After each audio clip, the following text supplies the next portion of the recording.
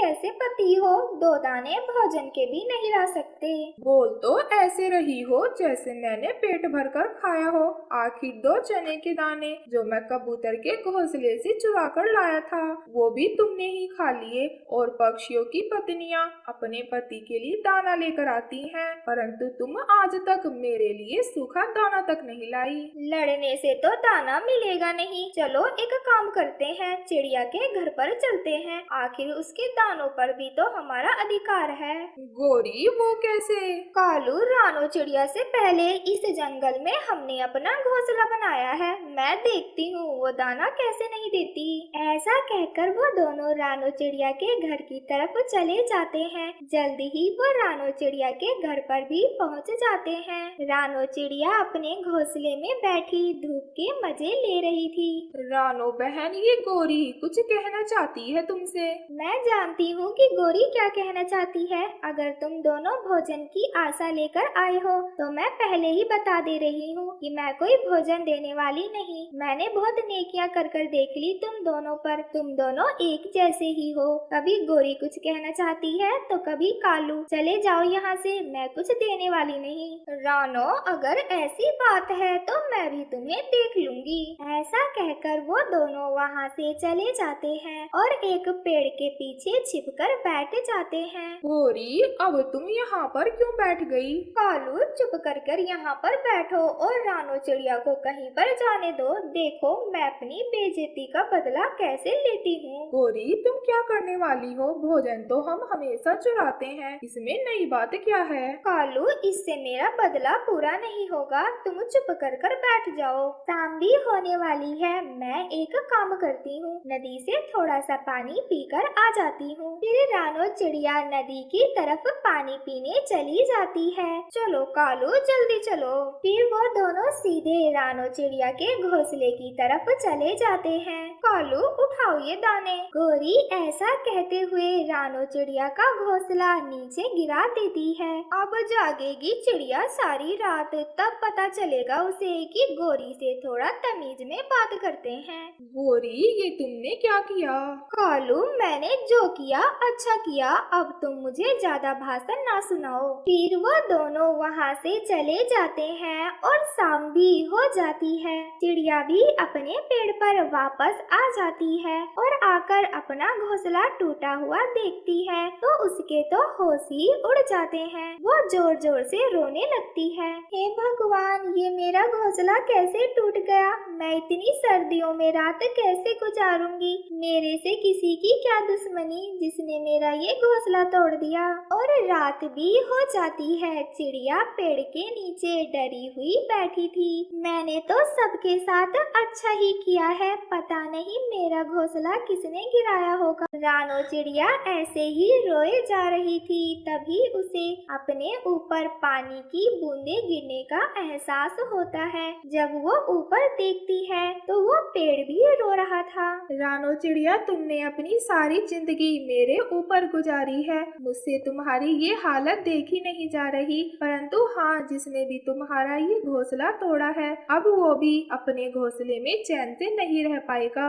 अच्छे पेड़, मेरा घोंसला किसने गिराया है? रानो चिड़िया, मुझे यह बताने की अनुमति नहीं है, परंतु कल सुबह तुम मेरी बड़ी वाली शाखा पर अपना घोंसला बना लेना और आज रात मैं अपनी पत्तियों से तुम्हें ठंड से बचाने की पूरी कोशिश करूँगा। ये सुनकर चिड़िया का दुख थोड़ा कम हो जाता है। वो पेड़ से लगकर सो जाती है। तभी वो पेड़ अपने साथ वाले पेड़ से कहता है, काले जंगल से बड़े वाले पेड़ का संदेश आया है कि जिस पीपल के पेड़ पर कालू का घोंसला है वो घोंसला पेड़ से नीचे गिरा दे। फिर वो छोटा पेड़ अपने सामने वाले पेड़ को यही संदेश देता है। धीरे धीरे वो संदेश पीपल के पेड़ तक पहुंच जाता है जिस पर गोरी और कालू का घोंसला था। यदि ये संदेश बड़े वाले पेड़ का है तो मैं अभी कालू का घोंसला नीचे गिरा देता हूँ। फिर वो पेड़ जोर जोर से हिलना शुरू कर देता है। कालू, आराम से सो, क्यों इतना हिल रहे हो? गोरी, तुमने ही चोरी का माल ज्यादा खाया हुआ है। वो दोनों ऐसे ही लड़ रहे थे कि पेड़ और जोरों से हिलता है और वो दोनों अपने घोंसले के सहित नीचे जमीन पर पर गिर जाते हैं। हाय कालू, मेरी तो कमर ही टूट गई।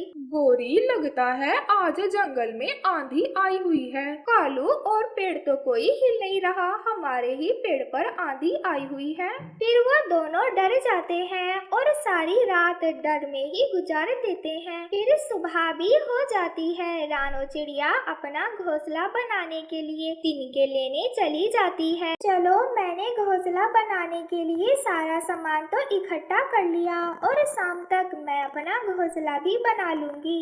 गोरी और कालू भी सूखे तिनकों की तलाश में घूम रहे थे, क्योंकि यह बात उन्हें अच्छे से पता थी कि रात को कितनी ज्यादा सर्दी पड़ती है। वो दोनों मिलकर सामने वाले पेड़ पर अपना घोंसला बना लेते हैं। कालू जी, इस बार तो तुमने मजबूत घोंसला बनाया है ना, गिरेगा तो नहीं? गोरी, घोंसला तो पहले भी मजबूत बनाया था। तुम एक काम करो, हमारे पुराने घोंसले के नीचे कुछ दाने पड़े होंगे जो हमने चिड़िया के चुराए थे। जाकर वही दाने लेकर आ जाओ, हम वही खा लेंगे। फिर गोरी जो दाना जमीन पर गिरा था वही लेने चली जाती है और फिर रात भी हो जाती है और वो पेड़ हिलने लगता है। कालू, सारे जंगल के पेड़ तो शांत है, परंतु हमारा ये पेड़ क्यों हिल रहा है? फिर वो पेड़ और जोर से हिलता है। गोरी, कालू का घोंसला नीचे जमीन पर गिर जाता है और साथ में वो दोनों भी। गोरी, मुझे तो ऐसा लग रहा है कि ये तुम्हारा किसी बुरे काम का नतीजा है। कालू, मुझे तो ऐसे कह रहे हो जैसे तुम अच्छाइयाँ बांटते फिरते हो।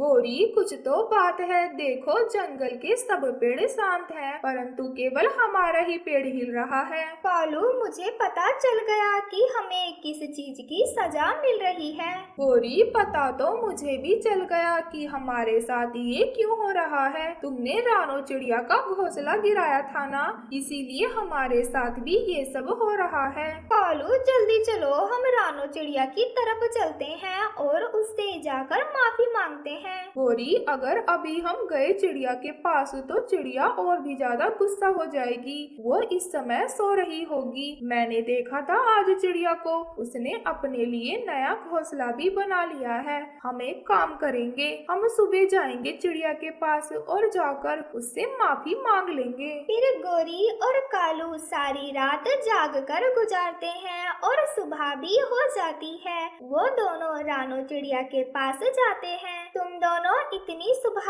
फिर कहीं दाना मांगने तो नहीं आए? रानो, हम तो तुमसे माफी मांगने आए हैं। माफी? परंतु किस बात की? रानो, क्या तुम्हें कुछ भी नहीं पता? नहीं, मेरे तो कुछ भी समझ में नहीं आ रहा कि तुम किस बारे में बात कर रहे हो। रानो, तुम्हारा घोंसला हमने गिराया था, प्लीज हमें माफ कर दो।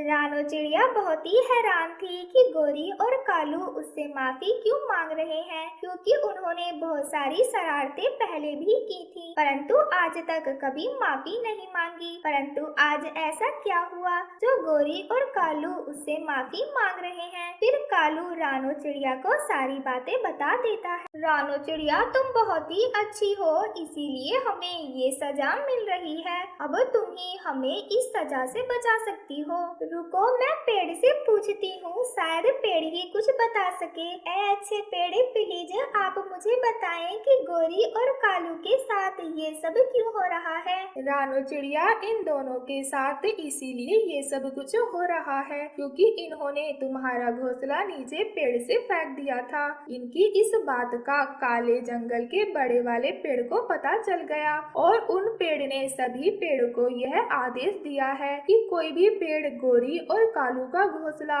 अपने ऊपर ना बनने दे। इसीलिए सब पेड़ बड़े वाले पेड़ की आज्ञा का पालन कर रहे हैं। पेड़ जी, प्लीज हमें माफ कर दें, आज से हम ऐसा कुछ भी नहीं करेंगे। रात को तो सर्दी भी बहुत ज्यादा होती है, हम तो मर ही जाएंगे।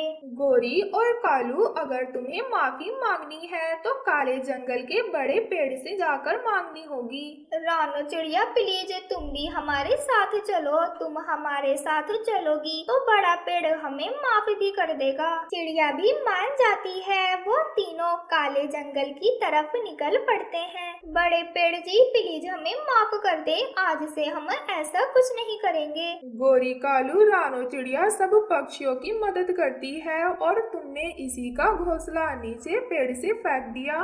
बड़े पेड़ जी प्लीज आप इन्हें माफ कर दें, मैंने भी इन्हें माफ कर दिया है। रानो चिड़िया, अगर तुम कह रही हो तो मैं इन दोनों को माफ कर देता हूँ। और तुम दोनों याद रखना, कभी रानो चिड़िया को परेशान मत करना। हम पेड़ों पर सभी पक्षियों का एक समान अधिकार होता है। तुम्हारा कोई हक नहीं बनता कि तुम किसी भी पक्षी का घोंसला किसी भी पेड़ से नीचे फेंको। पेड़ जी हम हमेशा याद रखेंगे। फिर वो तीनों वापस अपने जंगल चले जाते हैं। घर में आग जलाने के लिए चिड़िया का पति लकड़ियाँ काट रहा था। सुबह से दोपहर हो गई थी, वो बहुत थक गया था। झाड़ियों में छुपा हुआ दुष्ट कालू कौआ इधर उधर देखता है और जल्दी से जाकर पापा चिड़े का टिफिन खाने लगता है। वाह वाह, क्या बात है, मजा ही आ गया बड़ा पाव खा के चिड़िया के हाथों का। अब जल्दी से भाग जाता हूँ, इससे पहले टुन्नू चिड़ा मुझे देख ले। फिर कालू कौवा वहाँ से जल्दी से भाग जाता है। अब तो मुझे बहुत जोरों की भूख लगी है, पहले कुछ खा लेता हूँ, बाकी का काम बाद में करूँगा। पापा चिड़ा जैसे टिफिन खोलता है वो टिफिन पूरा खाली था। आज फिर किसी ने मेरा भोजन खा लिया। पता नहीं कौन है जो हाथ धोकर मेरे पीछे पड़ गया है। इसका मतलब आज भी मुझे भूखा ही रहना पड़ेगा।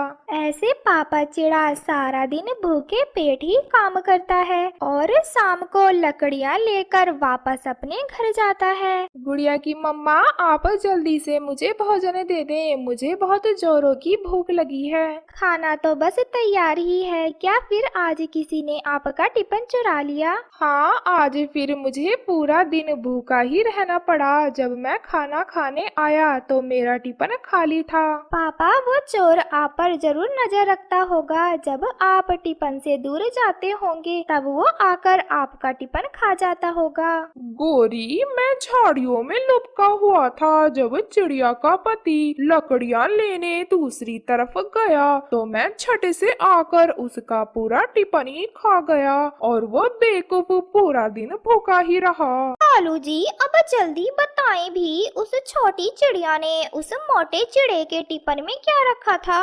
गोरी, स्वादिष्ट, बहुत ही स्वादिष्ट बड़ा पाव रखे थे उस चिड़िया ने टिफिन में, और मैं तुम्हें चटनी का क्या ही बताऊं। बड़ा पाव का नाम सुनते ही गोरी के मुंह में पानी आ जाता है। तो कालू तुम्हें तो बहुत मजा आया होगा, कल मैं भी चलूंगी तुम्हारे साथ टिफिन की चोरी करने। हाँ गोरी, मगर ये काम बड़े ध्यान से करना पड़ता है, अगर पकड़े गए तो मार तो पक्की पड़ेगी। दूसरे दिन फिर चिड़िया का पति काम पर जाने की तैयारी करता है। ये ले आपका टिफिन, आज मैंने फिर आपको स्वादिष्ट बड़ा पाव बना कर दिए हैं, ध्यान रखना कोई और आपका टिफिन खा ना ले। आज तो मैं अपना टिफिन अपने पास ही रखूंगा। फिर चिड़िया का पति काम पर चला जाता है। गोरी और कालू भी टिफिन की चोरी करने अपने घर से निकलते हैं। मैं इसी पेड़ से लकड़ियाँ काटूंगा और अपना टिफिन अपने पास ही रखूंगा। फिर पापा चिड़ा अपना काम शुरू करता है। गोरी, आज तो इसने अपना टिफिन अपने पास ही रख लिया है, कल तो उसने वहाँ रखा था अपना टिफिन। कालू प्लीज, कल तुमने स्वादिष्ट बड़ा पाव खाए थे ना, आज मेरी बारी है बड़ा पाव खाने की। तुम जाकर उस बेवकूफ को बातों में लगाओ, मैं पीछे से जाकर उसका टिफिन खा लूंगी। फिर कालू मान जाता है और चिड़िया के पति के पास जाता है। तो ना किसी चीज की तैयारियां चल रही हैं? कालू, मैं तो बस अपना घर मजबूत करने के लिए लकड़ियां इकट्ठी कर रहा हूँ। कालू, तुम बताओ तुम कहाँ से आ रहे हो? टूना, मैं क्या ही बताऊँ, मैं पहाड़ों पर गया था। मैं बैठा हुआ था कि एक भयानक चील ने मुझ पर हमला कर दिया। ऐसे कालू कौआ उसे झूठी कहानी सुनाता है। पीछे से गोरी कौवी चुपके से आती है और उसका टिफिन लेकर वहाँ से भाग जाती है। टिफिन में बड़ा पाव देखकर गोरी की आंखें बल्ब के जैसे रोशन हो जाती है। गोरी तो चंद मिनटों में ही पूरा बड़ा पाव खा जाती है और चुपके से वहीं ले जाकर टिफिन रख देती है। तुम फिर कभी पहाड़ों की तरफ मत जाना, वहाँ पर बहुत खतरा होता है। अब मैं जाता हूँ, मेरा काम हो गया, अब तुम अपना काम करो।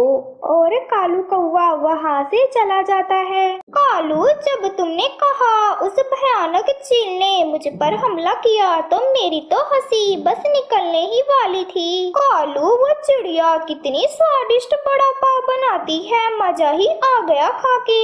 गोरी, अब तुम घर चलो, मैं दाना खाकर आता हूँ। फिर गोरी घर चली जाती है। ये क्या, ये कैसे हो सकता है? मेरा टिफिन कोई कैसे खा सकता है? मैं तो अपने टिफिन से 1 मिनट भी दूर नहीं गया। कहीं ये कोई जादू तो नहीं? मेरा टिफिन आखिरकार कौन खा सकता है? पापा चिड़ा उस दिन भी भूखा ही रहता है। शाम को जब पापा चिड़ा अपने घर पर जाता है तो अपनी पत्नी को सारी बातें बताता है। अब तो मुझे उस चोर को पकड़ना ही होगा, वो हर रोज आपका टिफिन चोरी करने लगा है। पापा, कल मैं आपके साथ चलूंगी और टिफिन के पास छिपकर बैठ जाऊंगी। जब वो चोर आएगा तो मैं शोर मचा दूंगी। कालू जी, कल कैसे चुराएंगे उस पागल चिड़े का टिफिन? गोरी, कल की तुम चिंता ना करो, कल मेरी बारी है, मैं अपना काम कर लूंगा। अगले दिन चिड़िया जब अपने पति के लिए टिफिन पैक कर रही थी तो वो भोजन में पेट दर्द करने वाली दवा मिला देती है। आज आपको भोजन नहीं खाना है, आज मैंने चोर को सजा देने के लिए भोजन में पेट दर्द करने वाली दवा मिला दी है। अब तो चोर पकड़ा ही जाएगा, तुमने उसे सजा देने के लिए अच्छी योजना बनाई है। पापा, मैं भी देखूंगी कौन है वो चोर जो हर रोज मेरे पापा का भोजन चोरी कर कर खा जाता है। पापा चिड़ा तो आज जानबूझकर अपना टिफिन थोड़ी दूरी पर रखता है और अपना काम करने लगता है। गोरी और कालू तो पहले से ही झाड़ियों में छुपे बैठे थे। मौका अच्छा है, मैं अभी अपना काम दिखाता हूँ। मुझे तो भूख भी बहुत जोरों की लगी हुई है। कालू जी, मैं भी खाऊंगी, हम दोनों मिलकर चोरी करते हैं टिफिन से खाना। वो तो मिनटों में ही पूरा भोजन खत्म कर देते हैं। कालू और गोरी दोनों शोर मचाते हैं। हाय मेरा पेट, मेरे पेट में बहुत जोरों का दर्द हो रहा है। उनके चिल्लाने की आवाज सुनकर वहाँ पर सभी पक्षी आ जाते हैं। दूसरों का भोजन खाओगे तो तुम्हारे साथ ऐसा ही होगा, और खाओ चोरी का भोजन। फिर वो सब पक्षी वहाँ से चले जाते हैं और गोरी और कालू बैठकर रो रहे थे। गुड़िया बेटी, मैं भोजन की खोज में जा रही हूँ, आप अपना और अपने भाई कुकू का ध्यान रखना। रानो चिड़िया ऐसा कहकर वहाँ पर अपने बच्चों को छोड़कर भोजन लेने चली जाती है। देखो, वो आ रही है रानो चिड़िया।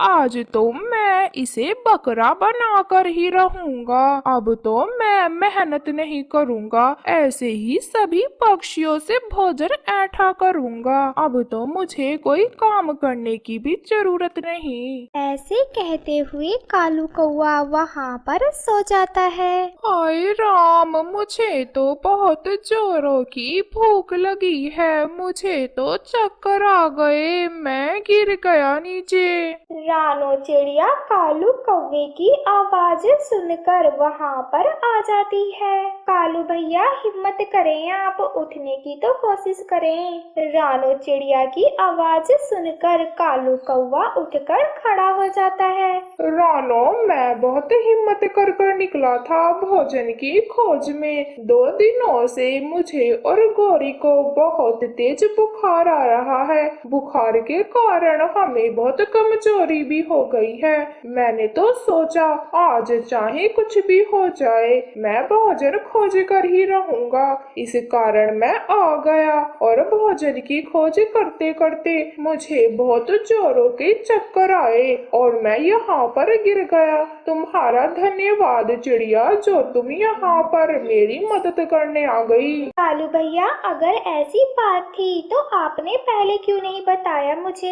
मैं आपके घर पर खुद भोजन पहुंचा देती। चलिए अब जो हो गया छोड़िए, ये लीजिए भोजन, खुद खा लेना और गोरी बहन को भी दे देना। कालू कौवे को भोजन देने के बाद रानो चिड़िया वहाँ से चली जाती है।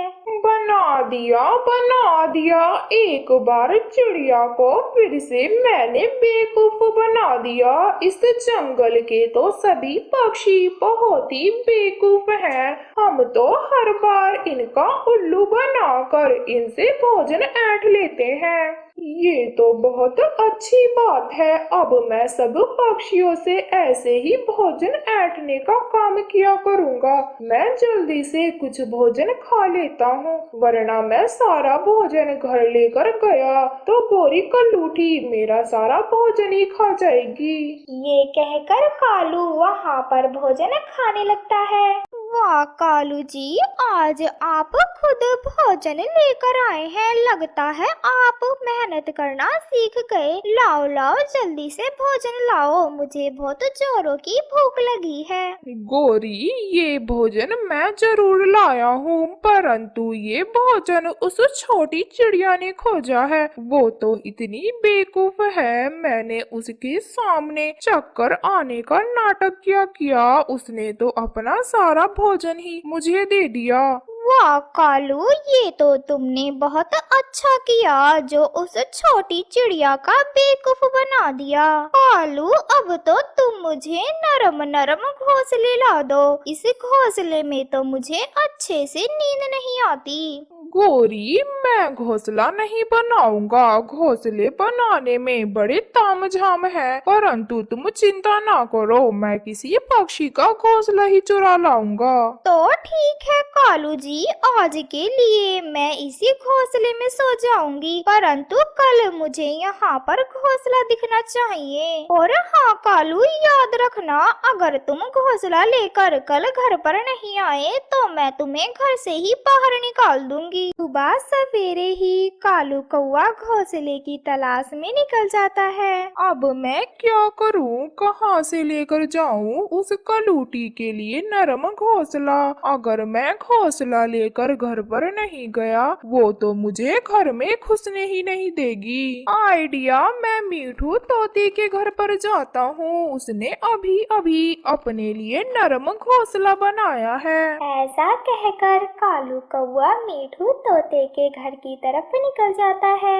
अरे वाह, इस मीठू तोते ने कितने सुंदर सुंदर घोंसले बनाए हैं। एक घोंसला मैं गोरी के लिए ले लेता हूँ और एक खुद के लिए। ऐसा कहकर कालू कौवा दोनों घोंसले लेकर वहाँ से भागने लगता है, परंतु पीछे से हरियाली तोती और मीठू तोता कालू कौवे को देख लेते हैं। हमने बड़ी मुश्किलों से बनाया था अपने लिए नरम घोंसला। ये कालू कौवा अपनी हरकतों से बाज नहीं आता। पहले तो ये केवल भोजन चुराता था, आजकल तो ये घोंसले भी चुराने लगा। मीठू जी, इस कालू कौवे का तो कुछ न कुछ करना ही होगा। अभी कुछ दिन पहले ही मैं एक बड़ा सा अमरूद लेकर आई थी, उसे भी ये कालू कौवा चुरा कर ले गया। मैं समझी भूख लगी होगी तो ले गया, परंतु ये अभी तक अपनी हरकतों से बाज नहीं आया। इसका तो कुछ करना ही होगा। चलो मीठू जी, हम चिड़िया के घर पर चलते हैं और उसे जाकर सारी बातें बताते हैं। फिर वो दोनों चिड़िया के घर की तरफ निकलते हैं और जाकर रानो को सारी बातें बता देते हैं। मीठू, हरियाली, इसका मतलब कालू कौवे ने कल मुझे फिर से बेवकूफ बना दिया। इसका तो अब कुछ ना कुछ करना होगा। चलो हम सब कबूतर भैया के घर पर चलते हैं। फिर वो सब कबूतर के घर पर जाते हैं और कबूतर को जाकर सारी बातें बता देते हैं। अब आप सब अपनी चिंता छोड़ें। अब मैं इस कालू कौवे को छोड़ूंगा नहीं। अब मैं इसे अच्छा सबक सिखाऊंगा अपने दोस्त चील के साथ मिलकर। अब आप सब आराम से अपने घर पर जाएं। अगले दिन सुबह सवेरे ही कबूतर चील के घर पर पहुंच जाता है। आओ आओ मेरे दोस्त कबूतर, कई दिनों दिनों बाद आज मेरे पास आए हो, कोई काम हो तो बताओ।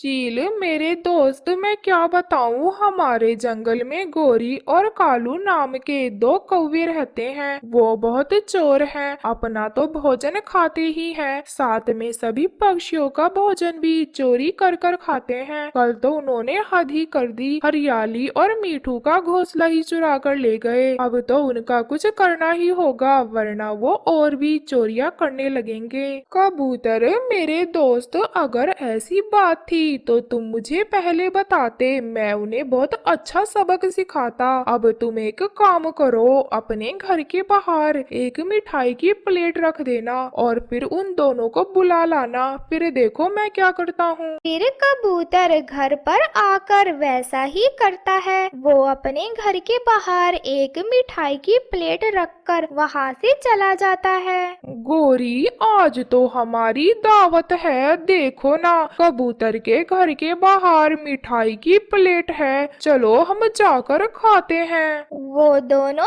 जैसे ही वहाँ पर आकर मिठाई खाने वाले होते हैं, चील वहाँ पर आकर उनकी जमकर पिटाई करती है। फिर गोरी और कालू अपनी जान बचाकर वहाँ से भागते हैं। अब की बार शायद उन्हें अच्छा सबक मिल गया था। चिड़िया ने अपने बेटे कुकू के पास होने पर अपने घर पर दावत रखी थी। वो सभी पक्षियों के घरों पर जाकर उन्हें भोजन के लिए आमंत्रित करती है, परंतु गोरी और कालू के घर पर नहीं जाती। सभी पक्षियों को आमंत्रण देकर चिड़िया घर पर वापस आ जाती है और खाना बनाने का काम शुरू करती है।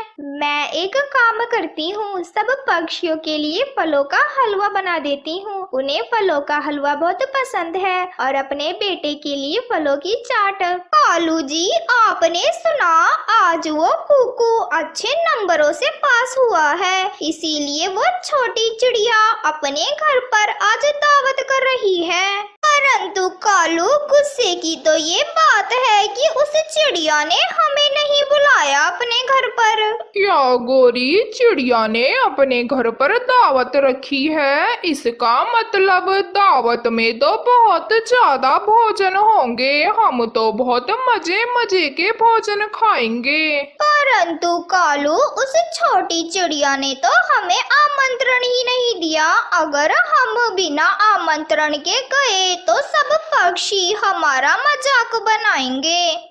नहीं गोरी, ऐसा नहीं होगा। क्या वो चिड़िया हमें अपनी दावत से भगा देगी? और उन सब पक्षियों को क्या पता कि चिड़िया ने हमें अपनी दावत पर बुलाया है या नहीं। ऐसे गोरी और कालू आपस में बातें करते हैं।